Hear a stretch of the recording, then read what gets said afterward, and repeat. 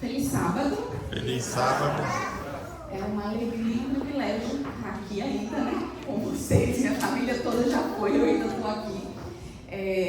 E hoje a gente compartilhar a palavra juntos, estudarmos e meditarmos um pouquinho no que Deus tem pra gente nessa manhã. Vamos orar mais uma vez? Feche seus olhos. Querido Deus, muito obrigado por essa manhã de sábado. Obrigado porque estamos aqui na tua casa e queremos ouvir a tua voz. Neste momento queremos pedir que o Senhor fale aos nossos corações, que a gente consiga sair dessa manhã mais preenchidos da tua palavra. Amém. É o que oramos por Jesus. Amém. Amém. O título da mensagem dessa manhã é Descanso no Caos. Você consegue descansar no meio do caos? Você consegue ficar em paz no meio da bagunça? Para estudar eu preciso organizar minha mesa. Minimamente ela precisa estar organizada para que eu consiga estudar. A minha irmã, ela não consegue cozinhar se a cozinha tiver louça suja, se o negócio estiver desorganizado. Ela está arrumando a cozinha inteira para ela conseguir preparar a comida.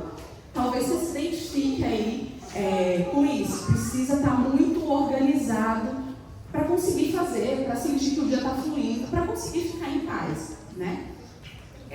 Esses dias aqui, já é a segunda vez que eu venho, né? E aí, às vezes, eu vou ajudar minha irmã no house clean. Eu entro em algumas casas e eu penso, como é que a pessoa consegue? Não é possível, não tem lógica. Minimamente, precisava ter uma ordem, uma organização em algumas coisas. Como é que essa família está convivendo no meio dessa bagunça? Talvez você já tenha se questionado também em relação a isso. Mas a mensagem de hoje é um convite para a gente descansar mesmo no caos. E aí, Lívia, parece ser um pouco difícil, né? Porque quando a gente pensa em caos, a gente pensa inclusive numa situação que desestabiliza, que tira o sono, que rouba a paz. Passa aí pra gente, por favor. Olha aí essa bagunça. É aqui. É aqui. É aqui. Esse é um quarto de um adolescente, tá? É importante a gente entender que o que é caos para umas pessoas não é caos para outras, né? Esse adolescente parece estar muito tranquilo ali com a bagunça do quarto dele, mas vamos imaginar que a mãe, entrando nesse quarto, dê aquela leve surtada, eu não aguento mais, como é que consegue ficar numa bagunça dessa? Eu já falei, não é possível. Ou seja, o que é caos para algumas pessoas não necessariamente vai ser para outras, né? O meu caos talvez não seja o seu. O seu caos também não vai ser o meu, né? Cada um vivencia o caos de uma forma diferente. Passa, por favor. Eu falo que lá em casa teve um divisor de águas aí quando meu esposo descobriu essa pesquisa, tá? Psicologia da bagunça. Por que as pessoas bagunceiras são mais criativas? Vou ler para vocês o que diz o estudo, tá? O estudo realizado em 2013 pela Universidade de Minnesota constatou que as pessoas com quartos, escritórios e mesas bagunçadas tendem a ser mais inventivas do que as que optam por manter tudo na mais perfeita ordem. Claro que não se trata de deixar a higiene de lado ou transformar os locais em um total caos, tornando-os inabitáveis, mas uma bagunça meio organizada. Ela é totalmente bem-vinda. A cientista em psicologia responsável pelo estudo, ao observar e comparar os ambientes de pessoas bagunceiras com os das organizadas, somadas a alguns estudos acadêmicos, conseguiu concluir que as primeiras tendem a ter pensamentos mais criativos e originais. Depois que meu esposo teve acesso a essa pesquisa, ele então teve a desculpa perfeita. Lívia, eu não sou bagunceiro, eu não sou desorganizada, eu sou uma pessoa criativa. A minha mente ela é criativa. Então, cuide do seu escritório, que eu cuido do meu, que a minha bagunça é organizada e é o meu espaço de estímulo aqui, porque eu preciso manter a minha mente ativa e criativa. Mas é importante a gente ver que a pesquisa ela fala que não é para deixar o local com total caos. É uma bagunça organizada, né? É aquilo aí que vai estimular a criatividade e tal. Cada um vai funcionar de um jeito.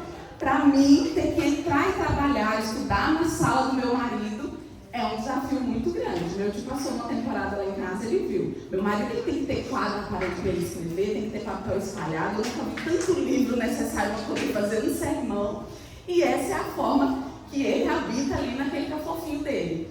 O caos dele, o que é caos lá para mim, não é para ele. Na verdade, é um ambiente extremamente estimulante aí para a criatividade dele, para os estudos dele. E aí, eu gostaria de ler um texto com vocês hoje. Pode passar agora?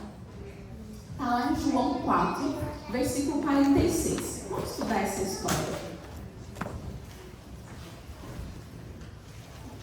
João capítulo 4, versículo do 43 até o 54, é a história da cura do filho de um oficial do rei. Tá? Eu não sei se você está vivenciando algum tipo de caos hoje na sua vida. Se você se encontra com algum problema que tem desafiado a sua paz, que tem roubado o seu sono, essa mensagem é para você nessa manhã. Então vamos lá. João capítulo 4, versículo 46 e 47. Dirigiu-se de novo a Caná da Galileia, onde da água fizera vinho. Então Jesus estava chegando ali em Caná da Galileia, onde ele já tinha feito um milagre, onde as pessoas já sabiam da fama dele, né? Ora, havia um oficial do rei, cujo filho estava doente lá em Cafarnaum. Então a gente tem aqui uma pessoa, uma figura importante, né? Um oficial do rei, que estava com um filho doente numa outra cidade, na cidade de Cafarnaum. Tendo ouvido dizer que Jesus viera da Judéia para a Galileia, foi ter com ele e lhe rogou que descesse para curar seu filho que estava à morte. Eu não tenho filhos, mas eu imagino que um filho que está doente, à beira da morte, essa situação deve tirar a paz dos pais, né? Eu imagino que esse pai, esse oficial do rei, ele não estava vivendo os melhores dias da vida dele. Eu imagino que essa situação talvez estivesse, inclusive, tirando a paz, tirando o sono desse pai. Ver um filho doente, você já tem que esgotar todas as alternativas, não ver mais saída, ver que seu filho está ali à beira da morte, isso deve tirar a paz e o sono de qualquer pai e qualquer mãe. Concordam comigo? No versículo 47, a gente entende que quando ele ouviu dizer que Jesus estava vindo da Judéia para a Galileia, ele foi até Jesus e lhe rogou que Jesus viesse até o seu filho. Eu não sei se você já viveu uma situação desesperadora ou uma situação de saúde e que tudo que a pessoa fala você está disposto a fazer. Não, para gripe é bom você tomar esse xarope aqui, é alho com mel e limão, esse aqui, aí você toma. Não, esse remédio aqui comigo resolveu, você toma.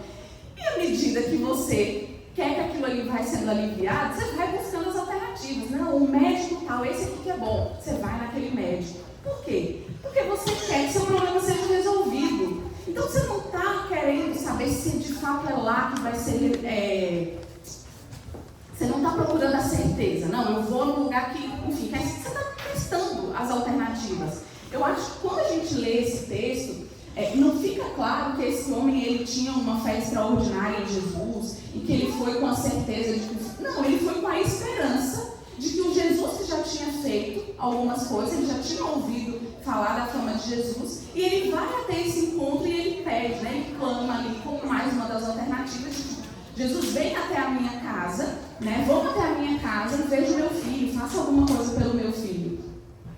É claro que a gente precisa entender que se ele foi até Jesus, minimamente existia algum grau de fé ali. Não que ele tivesse discernimento e certeza de quem ele estava procurando e de quem ele estava indo atrás, né? Mas era o desespero em relação à saúde do filho. Ele foi porque ele queria algo muito específico. Ele queria a cura do filho dele. Então Jesus lhe disse: se porventura não virdes sinais e prodígios, de modo nenhum crereis. Essa é a resposta que Jesus dá para o oficial, né? Se não virdes sinais e prodígios, de modo nenhum crereis. Ou seja, vocês são do tipo que se não vê, né? Se não vê o milagre, se não vê a bênção que você está procurando acontecer, então você não vai crer, né? Esse versículo, ele mexe muito comigo, porque me remete à minha primeira frustração com Deus. Quando criança eu ouvia, né, que se a gente pedir, o milagre vai acontecer. Que Jesus tem poder para quê? Para curar. Deus é um Deus muito poderoso. E aí ali, na minha infância ainda, com 11 anos, a gente orava. Meu pai teve uma doença muito grave, e a gente orava, e minha mãe orava. E na minha cabeça, meu pai seria curado. Óbvio que seria curado. A gente estava todo sábado na igreja, a gente estava toda manhã orando pela saúde do meu pai. Meu pai era uma pessoa que pregava na igreja. Não tinha dúvidas. Na minha cabeça não fazia sentido nenhum meu pai não ser curado. Quando meu pai não foi curado, logo depois ele entrando na adolescência, então eu vivenciei a minha primeira crise, né, com Deus. Peraí, qual é a explicação disso daqui? Se existe poder para curar, se é um Deus de milagres, por que o meu milagre não foi concedido? E a partir daí eu comecei a criar uma relação com Deus, onde eu ficava testando e provando o tempo inteiro. Porque eu achava que Deus ainda me devia algo sobrenatural para provar para mim que de fato Ele era um Deus poderoso que existia. Que valia a pena eu continuar confiando nele. Quando... eu acho que eu já namorava com o Caio, inclusive, quando a gente teve essa conversa, que a gente foi conversar sobre a realidade do povo hebreu. Gente, o povo hebreu, se teve um povo que a gente pode dizer que viu, né, grandes feitos de Deus, foi o povo. Vieram as pragas do Egito, Deus libertou o povo, né? No deserto o mar se abriu para que eles conseguissem fugir. Tinha nuvem durante o dia para proteger do sol, tinha coluna de fogo durante a noite para aquecer do frio, para iluminar o caminho. A comida caía do céu. E quando as pessoas, o povo, passavam por uma dificuldade, viam um problema, o que eles faziam no primeiro momento? Eles duvidavam de Deus, eles criavam outros deuses, eles lamentavam, eles murmuravam. Ou seja, o milagre, a bênção, não é garantia de que você vai servir a Deus, de que você vai ser fiel a Deus. Não é esse o ponto de garantia. O que é que quando Jesus ele dá essa resposta, o que ele estava querendo dizer ali? Né? Esse crereis, de modo nenhum crereis, é o quê? Naquele momento, Jesus está dizendo o que é para o oficial. Se você não vê o seu milagre, porque aqui a gente está falando do povo, dos judeus, né? Ele era um dos seus, daqueles que duvidaram. Ou seja, vocês estão precisando ver o sinal e o milagre para acreditar o quê? Para acreditar que eu sou o Messias, que eu sou o Salvador desse mundo, né? Para me dar um pouco de credibilidade. Pode passar, Cris. E aí o texto continua. Rogou-lhe o oficial: Senhor, desce antes que meu filho morra.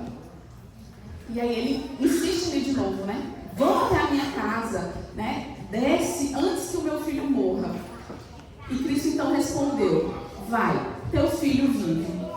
E aí o texto dá essa ênfase aí, né? O homem creu na palavra de Jesus e partiu.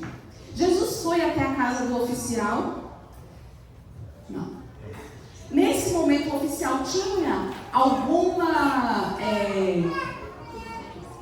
certeza, alguma evidência de que o milagre tinha acontecido? Não. Ele precisou crer na palavra de Jesus e partir. A palavra de Jesus precisava ser suficiente a ele. E o texto diz que ele creu. Naquele momento, aquele homem, ele entendeu que a fé que ele tinha chegado não era suficiente, sabe? Jesus provoca aquele homem para que ele tivesse um encontro a mais. Jesus queria que não só ele se encontrasse com a cura do filho, com a restauração da saúde do filho dele, mas Jesus naquele momento queria oferecer algo mais. Jesus queria que ele tivesse um encontro com o Salvador, com o Messias, né? E aí o homem creu naquela palavra e partiu. O verso 51 continua dizendo: já ele descia quando seus servos lhe vieram ao encontro, anunciando que o seu filho vivia. Então indagou deles a que hora o seu filho se sentira melhor. E eles informaram: ontem, à hora 7ª, a febre o deixou. Com isso, reconheceu o pai ser aquela precisamente a hora em que Jesus lhe dissera: teu filho vive, e creu ele e toda a sua casa. Foi este o segundo sinal que Jesus fez depois de vir da Judéia para a Galileia. Algumas coisas importantes aqui. No texto a gente entende que aquele homem ele tem um encontro com Jesus, ele pede, né, um milagre ali em prol da vida do filho. Jesus disse então para ele que o filho dele não só seria curado, mas que o filho dele viveria. O texto, a tradução, ela dá essa interpretação. E o homem vai. Só que aí, a gente precisa se atentar para alguns detalhes. Ele diz o seguinte, ele indagou a que horas, né, o filho teria tido essa melhora, e eles informaram o quê? Ontem, a hora 7ª. Essa hora 7ª aí é precisamente 1h da tarde. Então, vamos imaginar o seguinte, que esse homem, ele tem um encontro com Jesus numa quinta-feira, às 13 horas. Ele se encontra com os servos dele, não na quinta-feira mais. Ele se encontra o quê? No dia seguinte, na sexta. Mas aí, passa pra gente o mapa. Vamos lá. Caná, ela fica mais ao alto, tá? E o menino doente estava onde? Na cidade de Cafarnaum. Os estudiosos eles informam o seguinte, que essa distância que eles percorriam naquela época, ela não passava de 25 quilômetros. Era menos que 25 quilômetros na verdade. Ou seja, como era um caminho de descida, a pessoa ela gastaria em média de 4 a 5 horas para chegar até Cafarnaum. Ou seja, pelo texto, a gente dá a entender que aquele homem, ele ouviu então, né, a palavra de Jesus e ele volta imediatamente para casa.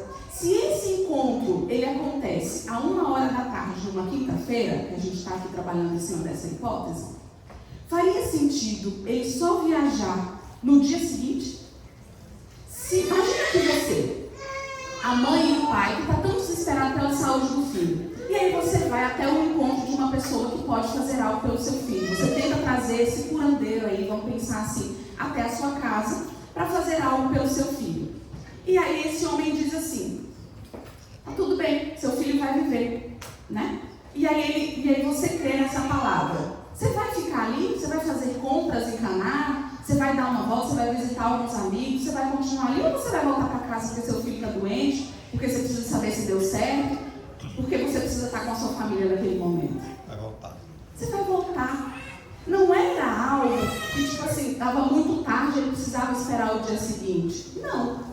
Por que aquele homem continua em Caná? O que faz com que aquele homem continue ali na cidade de Caná e não volte imediatamente para Cafarnaum? Como é que é o título do sermão dessa manhã? Descanso onde? No caos. Sabe por que aquele homem continua em Caná? Porque ele está descansado. Ele se encontrou não só com a cura do filho dele, ele se encontra ali com alguém que tem algo muito maior para oferecer para ele. Ele se encontrou com o Messias, ele se encontrou com o Salvador do mundo. E ele ficou em paz porque o Messias, o Salvador do mundo, disse para ele que o filho dele o quê? Viveria. Eu quero imaginar aquele homem ouvindo as palavras de Jesus e se sentando no meio da multidão e agora ouvindo as mensagens que Jesus tinha para continuar ali naquela tarde. Sabe? No outro dia, o homem ele volta. E o texto diz que ele encontra os servos dele onde? No caminho. Ou seja, ele nem tinha terminado de chegar à viagem. No caminho ele encontrou. E quando ele questiona, os servos disseram, ontem, no dia anterior, a hora 7, ou seja, precisamente no horário que você estava lá falando com Jesus, foi o momento que seu filho melhorou.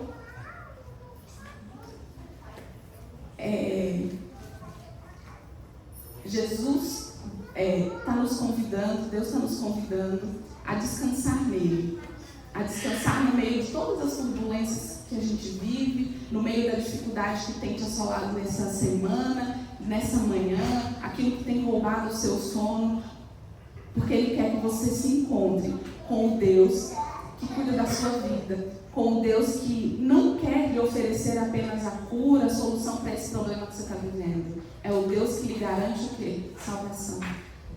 Essa fé baseada naquilo que a gente quer, o Deus que precisa fazer as nossas vontades, essa é uma relação extremamente egoísta. Ela é baseada naquilo que a gente julga ser o melhor. Deus não quer se relacionar com você como um Papai Noel que garante os seus presentes de final de ano, não é isso. Deus tem coisas muito maiores para lhe oferecer. Deus quer ser o salvador da sua vida. Ele quer que você descanse, mesmo quando as evidências são de caos, são de turbulência. Ele quer que você descanse na segurança de que Ele é o seu Pai, de que Ele é o salvador da sua vida. Amém. Eu me deparei com essa história quando eu estava vivendo um caos na minha vida. 2020, ano de pandemia, né? Foi um caos para muita gente, né? Mas em 2019, no final do ano, meu esposo tinha feito uma cirurgia. Ele foi diagnosticado com câncer da tireoide. E os médicos diziam pra gente: fica tranquilo, esse é um câncer super tranquilo. Ainda diziam assim: ninguém morre desse câncer não, vai fazer a cirurgia e vai dar tudo certo.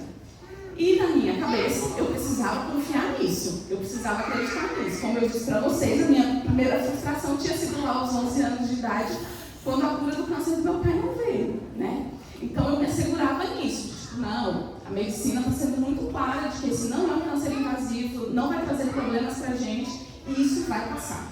Em 2019, final do ano, meu esposo fez a cirurgia e logo em 2020 veio o quê? Veio a pandemia. E aí, enfim, foi um problema para tudo, né? Porque a gente não conseguia mais fazer os tratamentos na frequência que deveria fazer, os exames, então tudo ficou muito atrasado, a gente ficar em casa.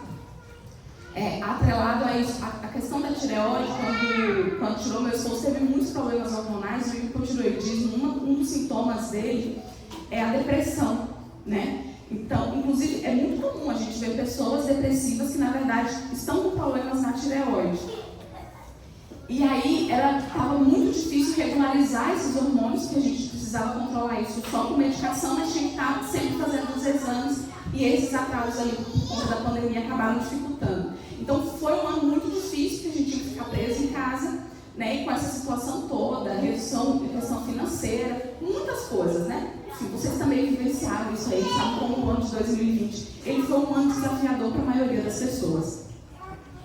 Quando foi no final de 2020, a gente já conseguiu, inclusive, ir para alguns retornos. Eu também comecei a fazer alguns exames que precisava. E início de 2021 a gente estava nesse processo de alguns exames.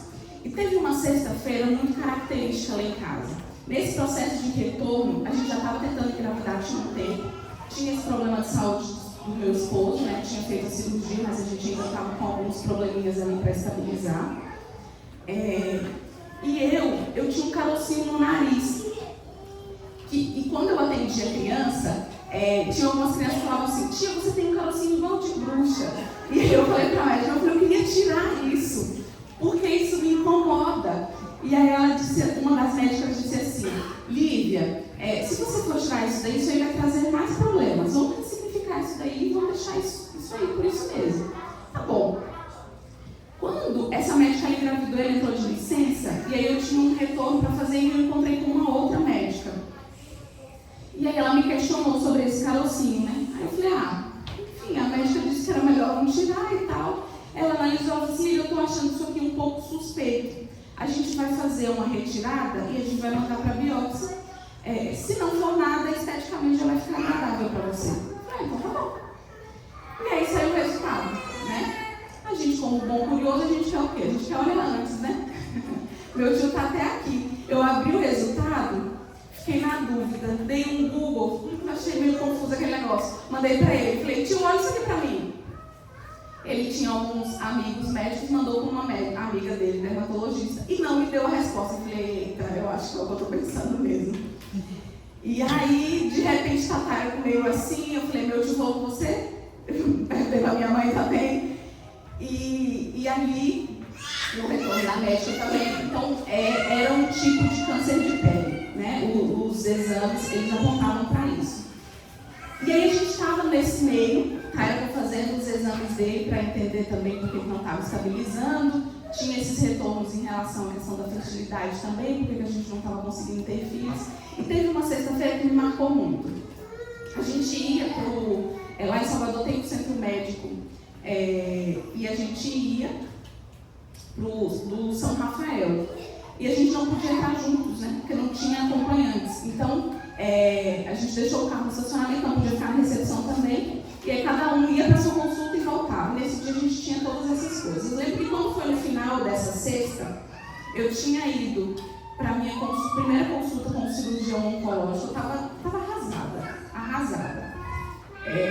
Eu lembro que foi uma cena muito difícil assim, para mim, porque eu entrei na sala e aí, né, querendo acreditar também, é algo simples, é algo que vai passar. Só que você se depara com pessoas que estão em tratamento, né? E aquilo ali me marcava muito porque remetia a todas as minhas memórias da infância, né?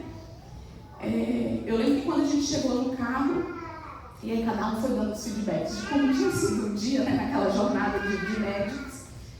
E aí eu expliquei para a Tara como ia ser a cirurgia. O médico também né, disse que era um tipo de câncer de pele mais simples, que ele ia fazer a retirada com margem, né, para conseguir retirar tudo. E aí o Taira pega e me diz que a médica dele está suspeitando que a gente tinha ali uma metástase, né, que a cirurgia não tinha sido suficiente. Eu lembro que naquele dia a gente tinha uma visita à noite para um membro da igreja que tinha descoberto um câncer também.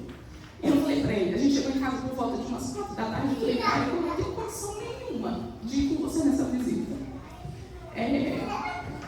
Eu sei que, enfim, faz parte do ministério, você precisa ir lá e você precisa dar força para essa família. Mas hoje eu não consigo ter. Eu lembro que eu disse assim, não precisa nem me chamar no pôr do sol. Eu vou deitar e eu só quero dormir. Eu não quero sentir mais esse dia. Eu não tenho força para pensar em mais nada. Os exames do Caio também indicavam uma infertilidade. Então, eram tantas frustrações, eram tantos medos naquele momento, que eu não conseguia me dar conta do que eu estava vivendo, sabe? Eu não conseguia minimamente ter uma conversa com Deus. Na minha cabeça era assim, Senhor, só me ajuda a dormir. Eu não tenho condições de pensar nisso agora. 2021 era um ano que a gente tinha muitas expectativas em relação a ele. Porque 2020 tinha sido muito difícil.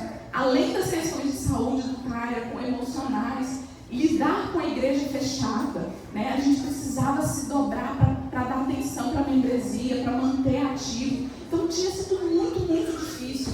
E 2021 dava indícios de que seria diferente, né?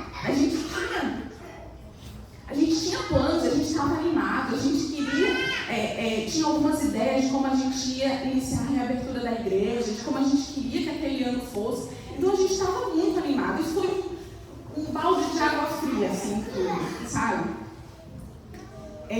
Naquele dia aconteceu algo muito especial, assim, a gente... eu precisaria de um outro momento para a gente contar essa história detalhadamente.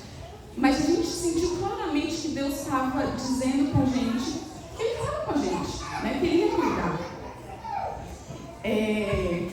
Eu lembro que, não na sexta, mas no domingo, eu e meu esposo, a gente conseguiu sentar e a gente conseguiu conversar sobre tudo que estava acontecendo.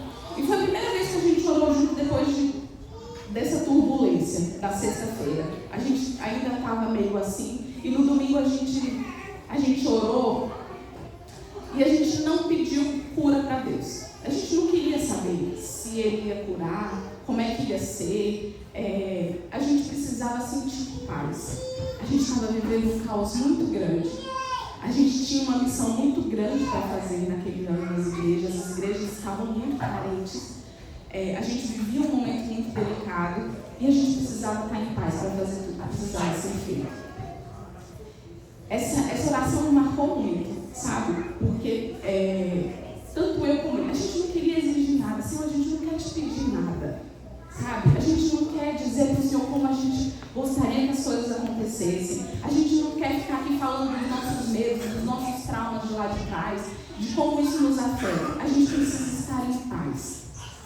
A gente precisa estar em paz e seguros de que é o Senhor quem cuida, de que é o Senhor quem dirige e de que o Senhor vai fazer o que tiver que ser feito. A nossa vida vai ser conduzida da forma que tiver que ser conduzida, mas a gente precisa estar em paz.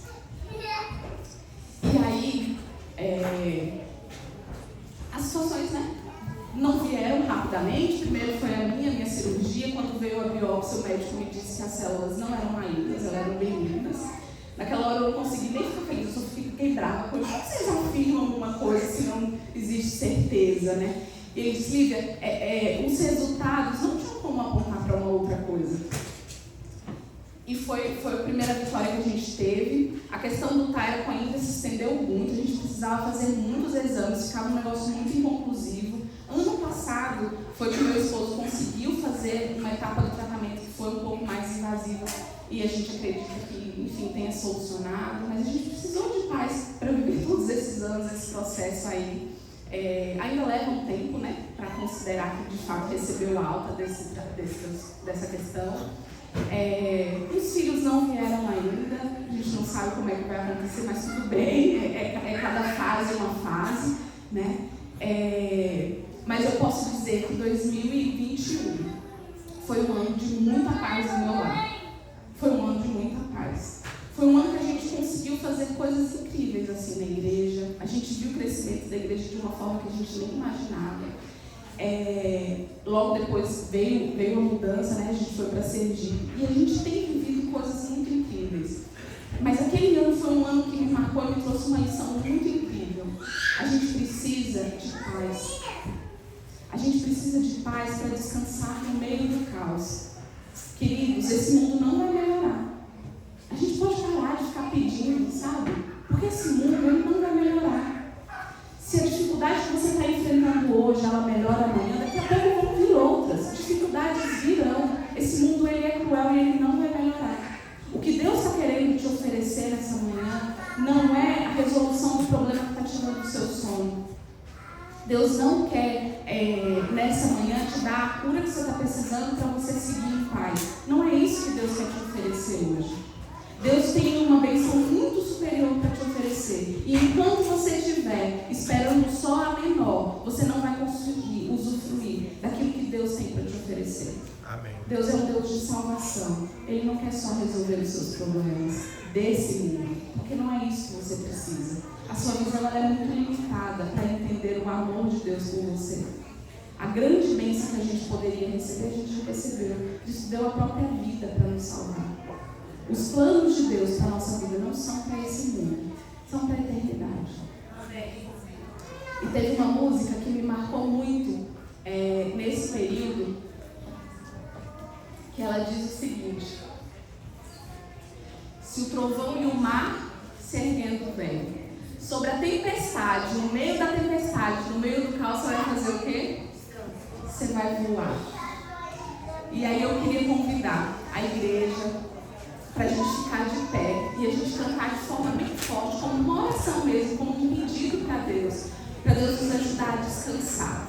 Descansar no meio do caos, descansar no meio da tempestade, porque a gente está seguro de que Ele é o Deus que nos dá essa paz.